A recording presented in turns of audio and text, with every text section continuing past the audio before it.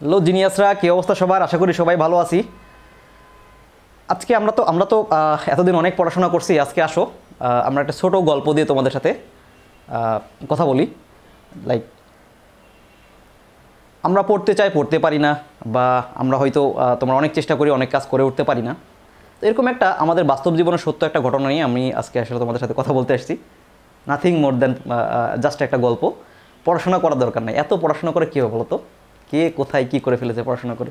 পড়াশোনা করতে হবে ঠিক আছে, বাট এত অতিরিক্ত পড়াশোনা করে আসলে কী এমন হতে পারে? আসো তার থেকে বরং আমরা একটা ছোটো গল্প শুনি। হ্যাঁ, গল্পটা কিছুটা এমন যে আমাদের তো আমরা ডেইলি তো কী করি, যে আমরা পড়াশোনা করতে চাই, কিন্তু আমরা যেভাবে রেটে করতে চাই সেভাবে হয়ে ওঠে না। আমরা যত ভালো রেজাল্ট করতে চাই অনেক সময় হয়ে ওঠে না। তত ভালো রেজাল্ট হইলেও আমরা ফাইনালে যেখানে যেতে চাই সেই জিনিসগুলো আমরা অ্যাচিভ করতে পারি না।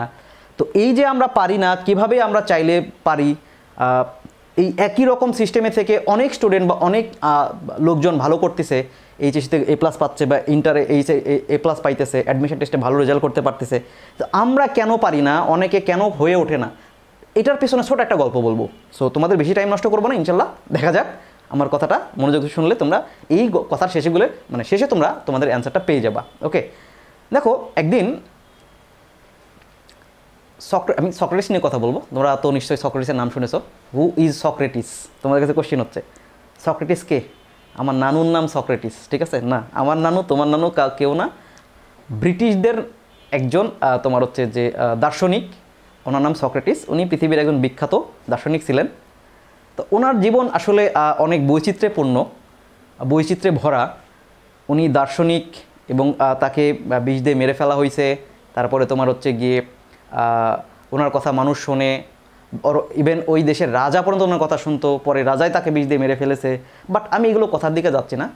তো ওনার যেহেতু দার্শনিক, বহু মানুষ তার কথা শোনে। তো একদিন তার কাছে আসলো, এসে বলল যে আপনি তো অনেক বড় মাপের মানুষ বা অনেক জ্ঞানী মানুষ, তো আমি একটা প্রবলেম পড়ছি, আমার প্রবলেমটা একটু সমাধান দেওয়ার চেষ্টা করেন। তখন সক্রেটিস বললেন, হ্যাঁ চলো শুনি তোমার কথা কি, তোমার কি প্রবলেম। তো উনি বললেন যে আমি একটা কাজ করি বা একটা ব্যবসা করি, এই ব্যবসাতে আমি আমার মনোযোগ সর্বোচ্চ উজাড় করে দেই, আমি সর্বোচ্চ পরিমাণ পরিশ্রম করার চেষ্টা করি, কিন্তু আমি এখানে সফল হতে পারি না। আমার সর্বোচ্চ চেষ্টা সত্ত্বেও আমি এখানে কেন পারি না, আমি এটা আসলে বুঝতে পারছি না। আপনি যদি আমার একটা সমাধান দিতে পারেন তাহলে আপনার প্রতি আমি সর্বোচ্চ কৃতজ্ঞ থাকব। তো উনি মুচকি হাসলেন কথাটা শুনে, যে তুমি চেষ্টা করছো, মন প্রাণ চেষ্টা করছো, সর্বোচ্চ পরিশ্রম করছো, তারপরেও সফল হতে পারতেছো না। ইভেন তুমি অনেস্টও আছো, তারপরে সফল হতে পারতেছো না।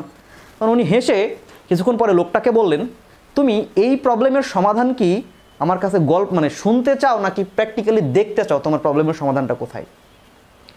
তোমাকে যদি আমি জিজ্ঞেস করি যে তুমি যে পড়ায় ভালো রেজাল্ট করতে পারছো না বা ভালো এক্সপেক্টেড কাজ করতে পারছো না, তার কথাটা কি সমাধান মুখে আমার শুনতে চাও, নাকি তুমি প্র্যাকটিক্যালি দেখতে চাও যে তুমি আসলে কি করলে কি হবে অ্যাকচুয়ালি? যদি আমি কথাগুলো বলি তাহলে তোমার অনুভূতি কী হবে, অর্থাৎ তোমার অ্যান্সারটা কী হবে? তো নিশ্চয়ই তুমি চাইবা যে শোনার থেকে তো দেখাটাই ভালো প্র্যাকটিক্যালি। তো উনি সক্রেটিসকে বলেন, ঠিক আছে দেখান তাহলে।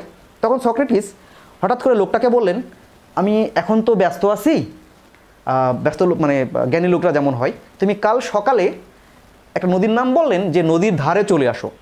ওই নদীর ধারে আসলে তোমাকে প্র্যাকটিক্যালি দেখাবো যে তুমি কেন তোমার এক্সপেক্টেড কাজগুলো সাকসেসফুল হইতে পারতেছো না। তো উনি বলেন, ঠিক আছে, যেহেতু জ্ঞানী লোক বলেছে সকালে আসতে হবে নদীর ধারে, আসলাম। সক্রেটিস ওনাকে যথারীতি একটা সময় বেঁধে দিলেন, সকাল 8টার দিকে ওই একটা নদীর নাম বললেন, টেমস নদী ধরে নাম, আমি টেমস নদীর নাম বললেন, নদীর ধারে আসতে বললেন। তো টেমস নদীর ধারে এসে সকাল 8টার সময় দুইজনেই উপস্থিত হয়েছেন। হবার পরে সক্রেটিস বললেন, ঠিক আছে আমি যা বলবো বা যা করবো তুমি আমার সাথে সাথে বলো বা তা করো। লোকটা যেহেতু দেখতে চাই তার প্রবলেমের সমাধানটা অ্যাকচুয়ালি হাতে কলমে দেখতে চাই, তাই কি করলেন, তখন বললেন যে ঠিক আছে আপনি যা করবেন আমি তাই করব। এবার সক্রেটিস কী করলেন, আস্তে আস্তে পানির নিচে নেমে যাওয়া শুরু করলেন।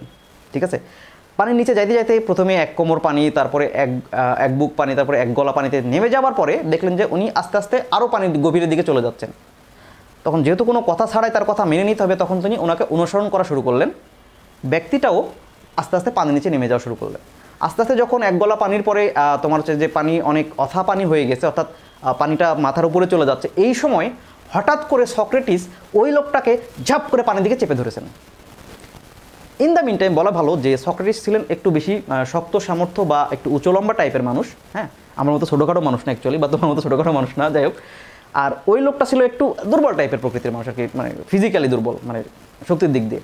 ওকে, তো যখন ঝাপ করে পানির নিচে চেপে ধরলেন, তখন উনি পানির নিচে তো উঠতে পারতেছিল না, আপ্রাণ চেষ্টা করছিল, পানি খাওয়া শুরু করে দিয়েছিল।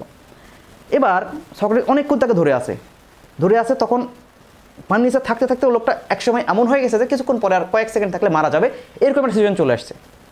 আস্তে আস্তে নিস্তেজ হয়ে পড়তেছে, ঠিক মারা যাবে এই তার 2-1 সেকেন্ড আগে লোকটাকে সক্রেটিস আবার হঠাৎ করে ছেড়ে দিয়েছে, কারণ সে পানির উপরে উঠে চলে আসছে। পানির উপরে উঠে এসে শ্বাস নিচ্ছে জোরে জোরে, আর মেজাজ বা রাগ করে ফেলতে সক্রেটিসের উপর, বলতেছে যে আপনি আমাকে একটা জিনিস দেখাইতে নিয়ে এসে আপনি আমাকে মেরে ফেলার বুদ্ধি করছেন, আপনার মতো তো খারাপ মানুষ আমি দেখি নাই। তখন সক্রেটিস কথা শোনার পরে আবার হাসা শুরু করলো, যে দেখো তুমি যখন পানির নিচে মানে নিঃশ্বাস নিতেছিলা বা নিঃশ্বাস নিতে পারছিলা না, আমি যখন তোমাকে চেপে ধরলাম, ঠিক ওই মোমেন্টে তুমি কি ভাবছিলা? তোমার মনের মধ্যে শুধু একটা কথাই আসছিল, সেটা কি আসছিল বলো আমাকে। কি আবার আসবে, নতুন কি আসবে? আপনাকে চেপে ধরলে আপনি তো বুঝতেন কি আসতো। আমি আপ্রাণ চেষ্টা করছিলাম যেন আমি শুধুমাত্র বেঁচে উঠতে পারি, আর অন্য কোনো চিন্তা আমার মাথার মধ্যে ছিলই না।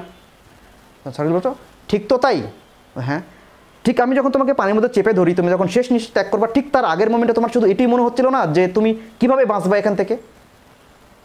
ইয়েস স্যার, আমার এটাই মনে হচ্ছিল।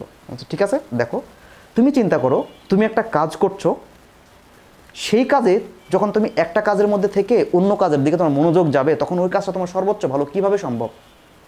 তুমি যদি কখনো ওই মনোভাব নিতে পারো যে ঠিক পানিতে মারা যাওয়ার ঠিক আগ মোমেন্টে যেরকম তোমার মনটা চাচ্ছিল বা প্রাণটা চাচ্ছিল যে তুমি ঠিক বাঁচতে চাও, শুধু বাঁচা ছাড়া তোমার মনের মধ্যে যেমন কোনো চিন্তা ছিল না, ঠিক এইভাবেই তুমি যদি কোনো কাজ করো, যে তুমি পড়াশোনায় সর্বোচ্চ ভালো করতে চাও, অন্য সব কিছু বাদ যাক, বা তুমি যে কাজটা করো বা ব্যবসা করো বা যাই করো সেটাতে সর্বোচ্চ ভালো করতে চাও, ঠিক আছে, তুমি যদি মনের মধ্যে এইরকম চিন্তাভাবনা বা এইরকম এক্সপেকটেশন বা এইরকম তোমার হচ্ছে চিন্তাভাবনা কাজ করে, তাহলে লিখে রাখো, তোমার ওইখান থেকে তোমাকে ব্যর্থ করার মতো সৃষ্টিকর্তা ছাড়া আরও কারো পক্ষে সম্ভব নয়।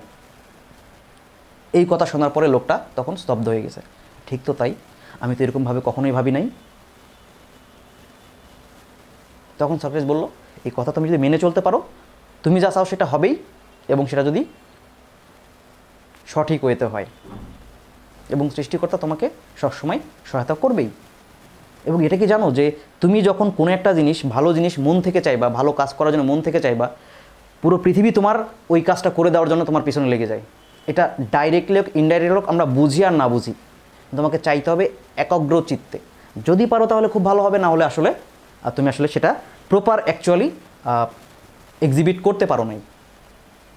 এরপরে ওই লোকটা ওখান থেকে তাকে এতক্ষণ যা বলেছে, রাগ করেছে, মেজাজ দেখেছে, তারপর সেজন্য সে ক্ষমা চেয়ে ওইখান থেকে চলে যায়। আর কিছুদিন পর দেখা যায় ওই দেশে কয়েকজন সবচেয়ে বড় ব্যবসায়ের মধ্যে ওই লোকটা ছিল। এই কথা দ্বারা তোমরা কি বুঝলা? আমি কি তোমাকে 24 ঘন্টা পড়তে বললাম? না, আমি তোমাকে বললাম তুমি যা করো, পড়াশোনা করো অথবা অন্য যা কিছু করো না কেন, যতটুকু করবা সর্বোচ্চ মনোযোগ দিয়ে করো, যেন তার মধ্যে আবার ডিফারেন্ট কিছু ঢুকে না যায়। আশা করি আমার কথাটা তোমরা বুঝতে পারছো। ইনশাল্লাহ দেখা হবে নতুন কোনো একটা ভিডিওতে। টাটা।